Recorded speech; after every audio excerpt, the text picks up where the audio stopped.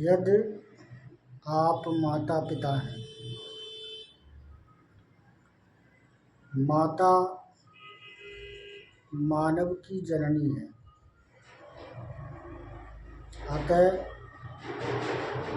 आपके ऊपर बहुत बड़ा उत्तरदायित्व है। सांचा जैसा होगा उसमें ढली वस्तु वैसा ही आकार धारण करेगी। माता मानव का सांचा है, अतः मानव के कल्याण के लिए माता को सदाचरण एवं सद्गुण संपन्न होना चाहिए। आप माता पिता हैं, आप जैसे बोलेंगे, जैसे करेंगे, बच्चे वैसे ही तो सीखेंगे। बच्चों के बढ़ने बिगड़ने के कारण प्राय आप ही हैं। फिर पीछे बच्चों को दोष मत देना। यदि आप अपना कर्तव्य पालन नहीं करते तो सोचें आप किधर जा रहे हैं। ध्यान रहे, बच्चों का दुलार 5 वर्ष की अवस्था तक ही रखना ठीक है। फिर 5 से 16 वर्ष की अवस्था तक उन पर कड़ी दृष्टि रखना चाहिए,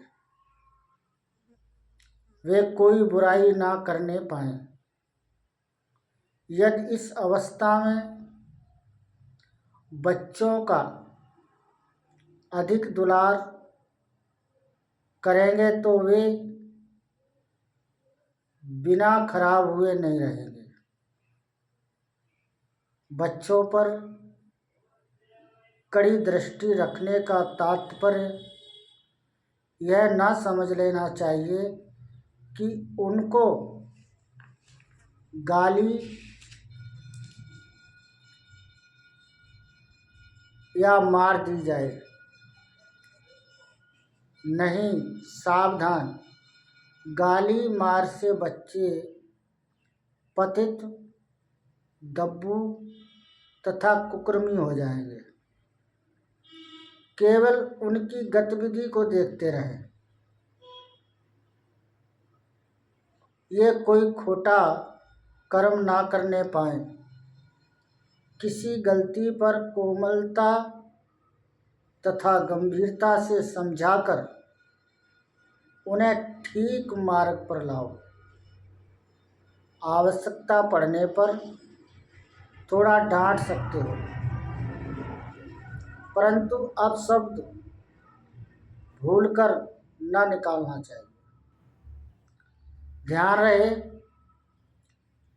पहले आप अपने को सुधारें, फिर बच्चे को अपने आप सुधरेंगे।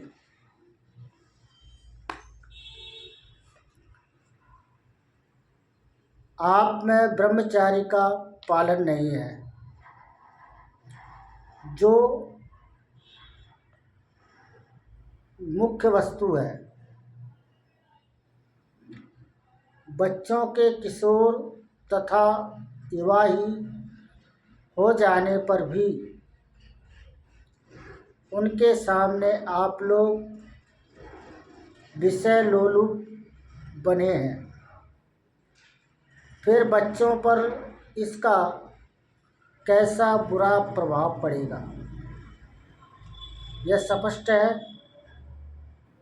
आप लोगों का शौकीनीपन अभी बच्चों जैसा है। पान, बीड़ी, सिगरेट तंबाकू, गांजा, भांग, मदिरा, मांस आदि दुर्व्यसन आदि आपके नहीं छूटे तो इससे बच्चे कैसे बचेंगे? सोचिए आप किधर जा रहे हैं।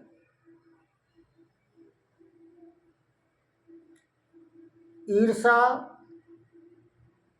क्रोध, काम, मद, मत्सर, छल, कपट, असत्य भाषण, हिंसा, चोरी, व्यभिचार, अशोचपन, मलिनता यदि आपके नहीं छूटे हैं तो बच्चों के सुधार का क्या मार्ग है?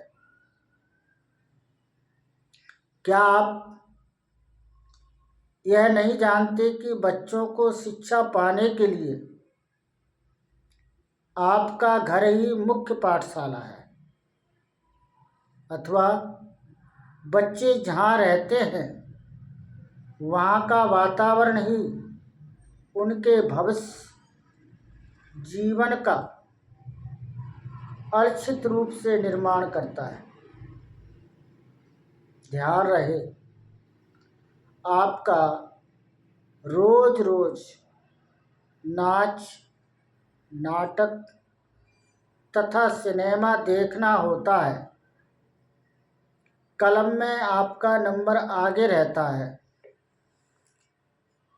ताश, जुआ तथा चौसर में तो आप दुनिया को भूले रहते हैं। फिर भी आप अपनी भविष्य पीढ़ी का सुधारना चाहते हैं, तो क्या संभव है? पहले स्वयं को ही सुधारें, पीछे बच्चों को।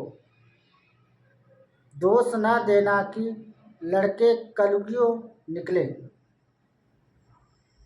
ध्यान रहे, आपके कपड़े गंदे रहते हैं, दांत मैले, नाखून, बाल बड़े बड़े, घर द्वार मानो बूचड़खाना है। इस वातावरण में बच्चे पलकर क्या बनेंगे? आप लोग सदैव कलह, लड़ाई, ईर्ष्या तथा बेईमानी, धोखेबाजी एवं मलिन आचरण करके वातावरण दूषित कर दिए हैं। फिर इस वातावरण में बच्चों के सुधरने का क्या आधार है? आप स्वयं रावण कंस बने रहना चाहते हैं और बच्चों को ध्रुव या राम के रूप में देखना चाहते हैं। यह कैसे हो सकता है? अतएव बच्चों के सुधार के लिए पहले आप लोग अपना सुधार करें और तब उनको भी सुधारें। ध्यान रहे, बच्चों को यदि आप सद्विद्या नहीं पढ़ाते, साधु संगत नहीं कराते, उन्हें आचार की शिक्षा नहीं देते या दिलाते, तो निश्चय ही आप अपने कर्तव्य से वियुक्त हो रहे हैं। ध्यान रहे, पुत्र के विवाह में लड़की वालों में दहेज मांगना पाप है। आजकल यह अधिक जोर पकड़ रही है। इसके कारण बहुत से लोग अपनी पुत्रियों के विवाह करने में असमर्थ हो रहे हैं। लड़के वालों को चाहिए कि इस पाप प्रथा का तत्काल त्याग करें। हर लड़की वाला दहेज का नाम सुनकर कांपता है, परंतु आश्चर्य है कि वही व्यक्ति जब अपने लड़के के विवाह की बात आती है तब लड़की वालों से लंबा दहेज चाहता है। शिक्षित लोग अशिक्षितों से भी इस अर्थ में डूबे हुए हैं। दिखावे और आडंबर में ज़्यादा खर्च करने की लालसा में दहेज प्रथा का पाप बढ़ता जा रहा है। इस गलत प्रथा का समाज में बहिष्कार होना चाहिए। ध्यान रहे, कुछ लोग तो ऐसे गिरे गिराए होते हैं कि लड़के वालों से पैसा लेकर अपनी लड़की का विवाह करते हैं। कितने लोग रुपये लेकर अपनी लड़की को बुड्ढे के हाथों में दे देते हैं। ये महापतित है, ऐसा किसी को भी नहीं करना चाहिए।